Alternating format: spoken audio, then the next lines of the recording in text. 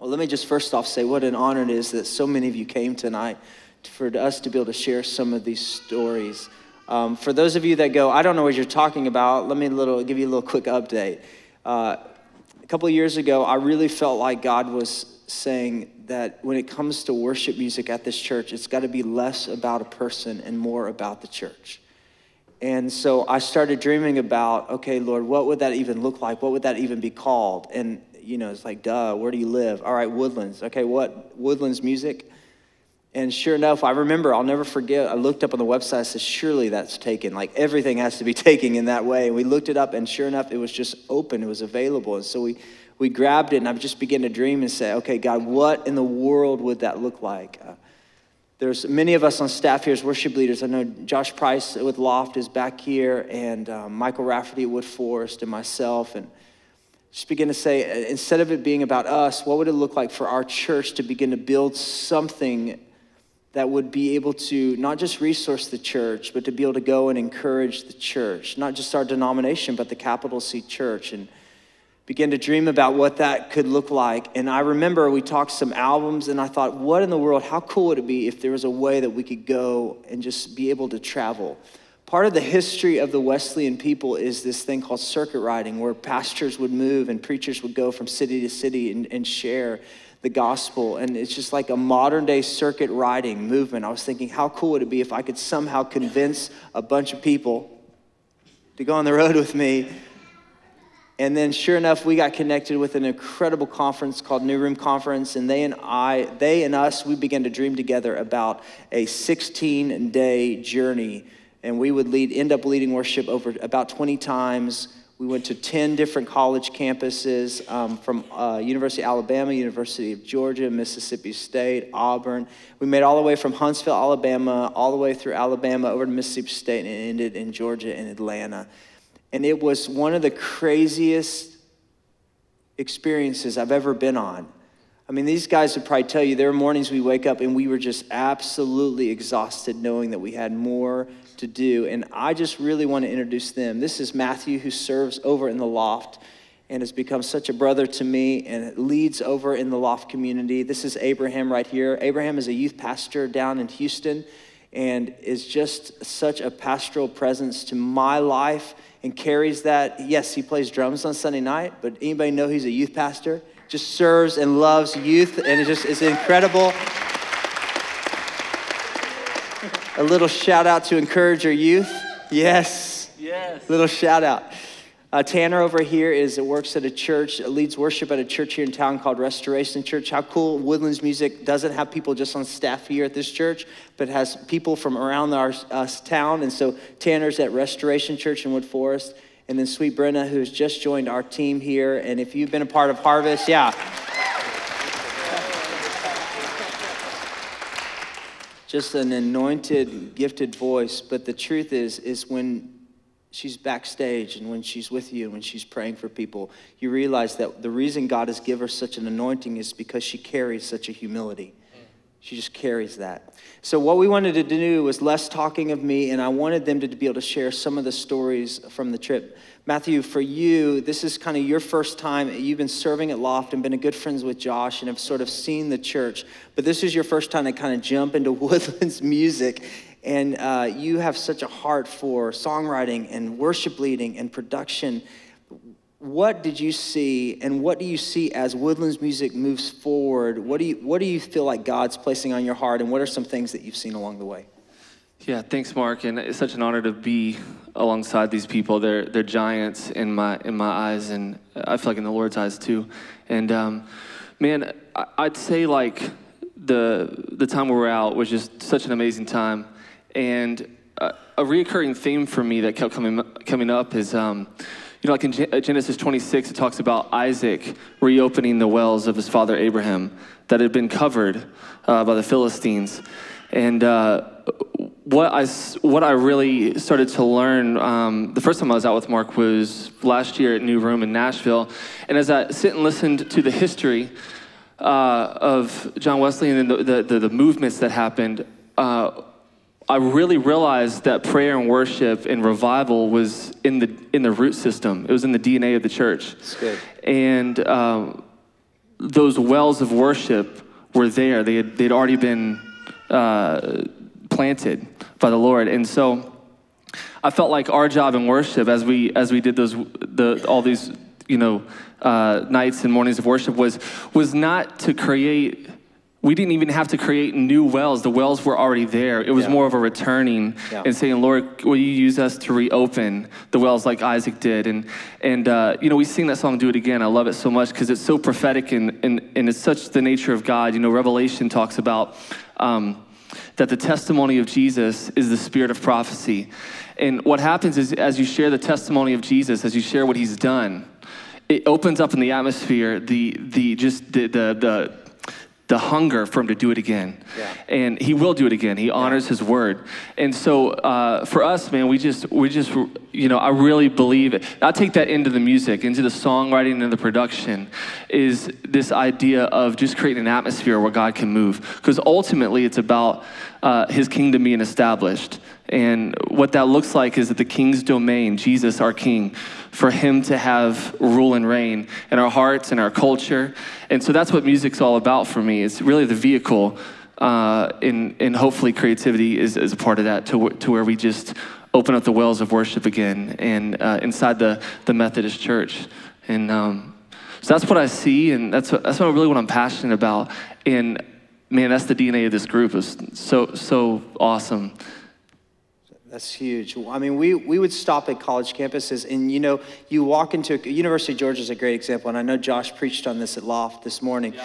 We would walk into the University of Georgia and they'd say, okay, you got an hour and a half, lead the students through some worship and prayer. And so I remember at the University of Georgia, we just started and I thought, we probably will never end. This is just so powerful. And students in this room are just worshiping God. And we ended at 3.5 hours to 4 hours, we finally stopped worship with those students. They were just hungry. In fact, I had to ask them to leave the room, which is like the worst thing you can do. But I was like, you probably need to go now. But it was just so powerful. Abraham, we also served in local churches. What did you experience with local churches? Yeah, absolutely. Can I have a smile from everyone first? I feel so much better now. Whew. I think for me, Mark asked me earlier, and then he said, hey, just share, because I already had shared with him, but he said, share what are some things that were highlighted on this trip for you. And I'm going to keep it really quick because I know we don't have much time, but there was 2 things specifically that I can say that opened my eyes to, in this trip. One of them being that I realized that the local church, or the big church, right? Not just this church, but just the church in general, is doing way better than I thought. I think when we're in these 4 walls, sometimes it's kind of easy to pinpoint stuff like, oh my gosh, Mark Sorensen again, jeez. Or Mark Swayze again. I'm just kidding. No, but you're able to you pinpoint these things and you find out the flaws of the church. And you're like, okay, you know what? I feel like this is just going downhill. So for me, it was very encouraging to go to these universities and to go to these churches and to really see these, 22, 23-year-olds, 18-year-olds, 19-year-olds just hungry for what God wants to do on this earth through them. And that was really surprising for me because I'm here, I'm in the city, and I'm within the 4 walls, although I'm at, 3 different churches. I feel like just within those churches, that's all I see sometimes. And so that was very encouraging for me to see. And I'm sure if how do I say this? If the older generation were with us, they would say we're in good hands. The future is in good hands. It really is. There's a hunger for what God wants to do on this earth through us. That's one. And the second thing for me was being obedient. Like Mark said, I'm youth pastoring, and I've been youth pastoring by vocation now for 10 months. It's been 10 months exactly, actually. And on this trip, I said, this is the first time that I gone on a trip and where I'm youth pastoring, where I was a youth pastor and now I'm drumming. I was always just a drummer or a musician, right? And I'm on this trip, and I'm trying to tame the pastor side of me and try not to pray for every single person that I see or trying to minister to somebody. I said, God, you've brought me here to play the drums and play my part. That's all I'm going to do. And I was able to tame it for a week and a half. Maybe. Yeah, I don't know. But at the very end, our last night, there was hundreds of students at this DNOW conference. And I felt really strong to just get off the drums and go pray for one of these students. And there's hundreds of students, and we're leading worship. I'm on the drums. I'm like, oh my gosh, what should I do? Do I get off the drums or do I play my part? And I felt so strong. So I said, you know what? It's the last stop of the tour. I'll be fine. If Mark fires me, if their church fires me, I'll be okay. So I got off the drums and I'm walking on the center aisle, because I see the kid that I want to pray for. God's highlighted him to me. I go to him and I just pray for him, and I just, I speak life over him, and I say, I believe God has a plan and a purpose for you. I believe this is why you've gone through what you've gone through. Just praying over him, which leads to Brenna, stepping out, and all of us really just going out and praying for these kids. So we did it because we felt that's what the Lord wanted us to do in that moment versus lead a song on the platform. And the next day, the pastor was just blown away saying, hey, I just want to thank you guys for that obedience. Something happened in the room when you got off the platform and you started investing and you started praying over these kids in the crowd. And for me, that just showed me that sometimes God's not gonna, he wants you to step out of your comfort zone as always, and he wants you to just be obedient to what he's saying and what he's doing. So those are two things for me that were highlighted on that trip. I love that you said that. I mean, that's one of the things that we learned on this trip is that I think the last thing that we might be is a band. I think the first thing is just follower of God and then a team, just a ministry team. Our goal is not, I don't know, music just began just doing it night after night. I just feel like music was not the point. It was just meeting people where they're at and just being available to people and just walking in faith. And it's not there's no way any of us have figured out how to do this. We're all just saying, God, lead us. And if there's someone tonight that we're supposed to pray with I love how you said that. The Lord highlighted that guy to you. I remember that moment because I'm thinking, why is Abraham not at the drums? Where's he going right now? But God highlighted it and just speak this encouragement to you that came tonight. I mean, I don't know, so much of our journey is just taking steps of faith, of just saying, God, would you highlight someone at my work to me?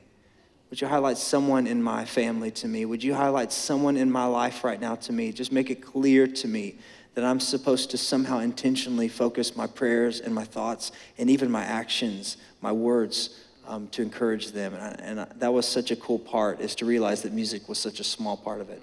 I loved having Tanner on the trip. Tanner is just such a gifted, anointed young man. And I just remember we were at the University of Georgia, and I had a word for him. He was leading all these college students in worship, and I just had this word for him. I went up to him in the middle of it. It's so cool because I didn't have to lead a lot of worship. I just sing a lot. I just let these guys lead. And I remember going up to Tanner, and I just said, Tanner, you have a voice. God has given you a voice to lead this next generation in worship.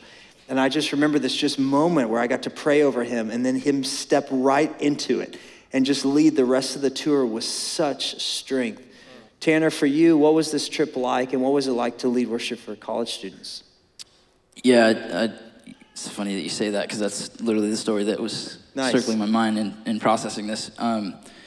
Really, for me in that moment, when Mark came to me and said that, it just kind of, a lot of the anxieties that I've been dealing with in the last few years, just kind of as a young worship leader and now stepping into a pastoral role at my church and just kind of feeling like I don't have it in me, I don't have the education or the background really to be in the position that I'm in. And I just kind of felt like in that moment, Mark being obedient to the Spirit and saying, no, this is what the Lord has anointed you for, and this is what he's called you for, and you need to do that boldly. That's good. And then he was like, hey, on the other half of that, he's like, hey, what's a song right now that you would lead right now? Yeah. And I was just like, what? And I blanked, I didn't know what to do. And for me in that moment, looking out at all these college students that had walked in and just they were just on fire. And I feel like the expectancy for a lot of these students was that enough is enough. I don't want to see these big universities go down into darkness. And I think it was that expectancy of these students to say, enough is enough. And if we don't do something, no one will. And nothing's going to change if we don't. And so we come expectant and we come hungry because we want the Lord to come and make much of who we are. And I felt that weight of that for so long of I am not qualified for this. And I think the Lord used that to say, no, you are qualified because I've qualified you. And now I need you to lead these students who are expectant and hungry to also lead their generation in worship and lead them to a better place. And just with this team and just the way that we connect on like another level. Like it's weird that like you could look at family members and when they sing together, they just generally sound better together. Yeah. And none of us are related in any way, but it feels like that, you know?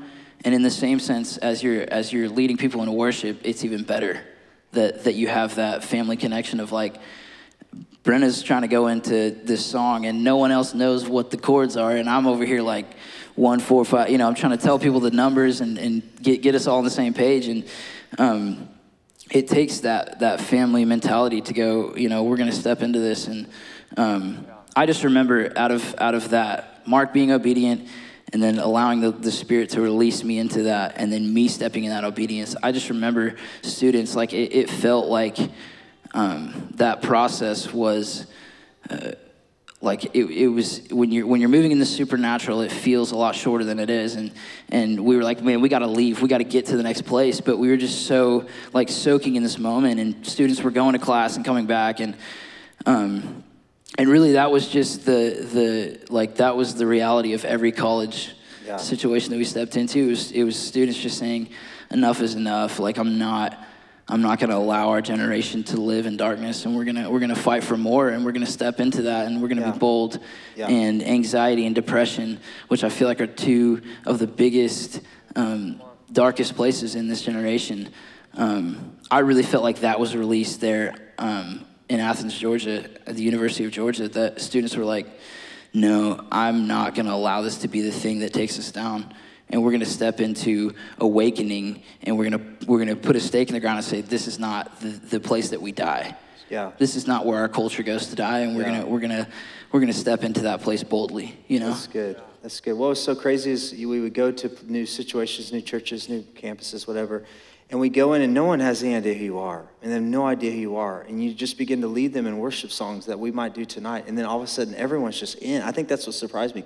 People, regardless of age. Man, some of the most amazing moments for me was when you look out and there'd be, you know, a lady or a man is in his 80s and they would just worship. Tom Tanner's church, just all generations, all diversity, just worshiping God. And I'm just thinking, there was this one lady, I couldn't get my eyes off of her because I'm just thinking she has lived her life, and here she is in worship, just hands up. And there's this, and somehow in the midst of worship, we sort of connect. You realize that you're brothers and sisters with the room, and that the last thing that we're doing is performing for anyone. All of us are going to the throne room of God. And one of the coolest parts is that afterwards, people come to you, and especially young people, they're so hungry for just a role model. Like someone a little older than them. I'm a lot older, but a lot of them are not. Some of them just looking for someone just to sit down and go, man, how do I get further in my faith? How do I go further? How do I take steps? And so much of what I felt like my favorite moments of the tour is when worship was done, all the lights were off, and people stayed with us afterwards and just spent time with us. And that was so cool. I was so proud of y'all because it wasn't about playing music for y'all. It was about entering into new places each day, even when you're exhausted, and saying, I'll be available to whoever wants to talk, whoever I can encourage. One of the coolest moments was when I allowed Brenna, I did it a couple times, just allowed her to share some of her story. And it was a story that was new to me, and I think new to a lot of our team. And I invited Brenna if she could just share, because so many of you in this room have gotten to see her lead over the last 2 or 3 weeks, but you don't know a lot about her story. And I thought tonight would be an awesome night where she could share just a piece of her story. I mean, you already noticed in worship she is in, and the last thing that she's doing is performing for you. I mean, you just spend some time with her, you realize that she has a strong passion to worship the Lord, and it comes from God's work in her life. So, Brenna, will you share some of that story for Harvest? Yeah, absolutely. I just want to say I love this place. I love this house. Thank you to the leadership and to Mark for making this thing happen. It was a dream come true. There were moments where just on the tour, I felt like the Lord would remind me and say, like, remember when you asked me for this? And I'm like, oh, yeah, you know, I dreamed of this. And so it was really beautiful. But yeah, Mark asked me to share my story at UGA. And when I was a kid, I had a lot of health issues, was very sick. Grew up in a Christian home. My mom's here tonight. Hi, Mom. With amazing, right? She's the best. In an amazing home, knowing the Lord. I mean, that was very real to me. But when I was about 14, I had been having episodes of internal bleeding for about 6 years, and kind of came to a point that was really, really scary, and went in to have a procedure I'd had many times, to have a scope and to kind of see what was going on internally. And when that happened, my heart totally stopped. And they tried to resuscitate me, and on the third time, my heart started to beat again, and I was immediately put into ICU, medically induced coma, to kind of heal. And really only my mom and the nurses were coming to see me at that time. And I asked her, to my mom after, it was about 3 days, like, I felt like there had been someone, that there had been a man that had come and was in my room standing at the foot of my bed. And she kind of assured me no one had been there. You know, I was in a glass room. You couldn't just come in. And I knew that it was the Lord. And I knew that he was coming to meet me. And I just knew it. My 14-year-old self knew it. And it was out of that experience that God became real to me. Yeah. And so this thing that comes out of me in worship is not because I'm just a charismatic person or I have this personality. It's because resurrection life met me. And I've seen it in my own life, and I see it again. I believe it with everything that I have. And we saw it day in and day out every night as we walked into these churches and college campuses, and we began to lift up a sound and a shout of praise. And it was like heaven met earth in those moments, and we experienced healing, and we experienced freedom and liberty. And it would take even just the first strum of the guitar, the first note on the keyboard, and it was like heaven just crashed in. It was incredible. And the most beautiful part to me was, as we were preparing to go, I was praying like for awakening, and sometimes that's kind of a lofty idea, you know, the Lord awaken us, awaken the world, awaken mankind. It gets a little out there. And I felt like the Lord said, start here. Yeah. Start here. And I began to pray that whole time, the 15 days that we were there, like, Lord, start in me. And I felt like he just began to help me in ways that I had stopped believing him to believe again. And to stand on his word and to believe that he is who he says he is. And so we saw that time and time again. And one quick story with the day we were sent here from this house, when Susan and Mark were praying for us and some of the leadership, I felt like the Lord just dropped the name Christine in my head. I thought, great, tuck it away for later. And just kind of began to pray. And we were at UGA that morning, and this woman comes up all teary, and she says, hi, I'm Christine. And I was like, what? You know? And I felt like the Lord said, yeah, that's her.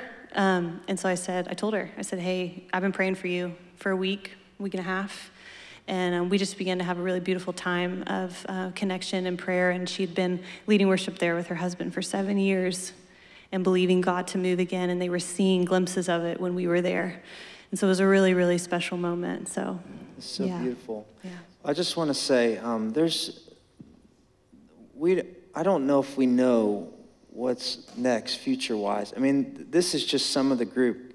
Kyle, who's here, RT, who's here, Josh and Michael, and there's more people that went on us, and we don't really know like what the next step is, what songs are coming forth, what next time we'll be able to go and travel, and like, but for us, I think we wanted to come tonight and just say that God's on the move. Like Mark, Susan, for y'all to send us out and trust us, and us go, oh yeah, we'll give you 3 bands over 3 weekends, see ya. And for y'all to pray for us and love us and send us out for harvest, for you to love us and send us out. We were scared to death. We didn't know what we were doing. We didn't know what each day would look like. We were just like, God, what in the world? Here's another day, here's another day, here's another night. It's not like people are like, oh, tour's awesome. Tour is exhausting. I just wanted to be home. But when the church sends you out the way that you sent us out, and we just night after night just say, God, just use us tonight. Like, just use us tonight. If there's one person, if there's a Christine out there, Just use us tonight. And I think that's the simplicity of, I think, this community. This is what harvest is. The harvest is simply this, is that when the word of God and the community of this place gets planted on the inside of you, and it becomes a reality for you. And you begin to live in this community. You begin to pray in this community. You begin to worship in this community. Then things begin to grow on the inside of you. And you feel this desire to step out in faith in all sorts of ministries and mission trips. And something is happening on the inside of you. And you look at yourself years after and you go, I can't believe I'm at this place. And then all of a sudden, there's a harvest that begins to grow. I just feel like what we experienced was an expression of this community. And so we just, on behalf of our team to you, on our behalf of our team to Mark and to Susan, we just want to say thank you for sending us out. Thank you for letting us see the things that we got to experience.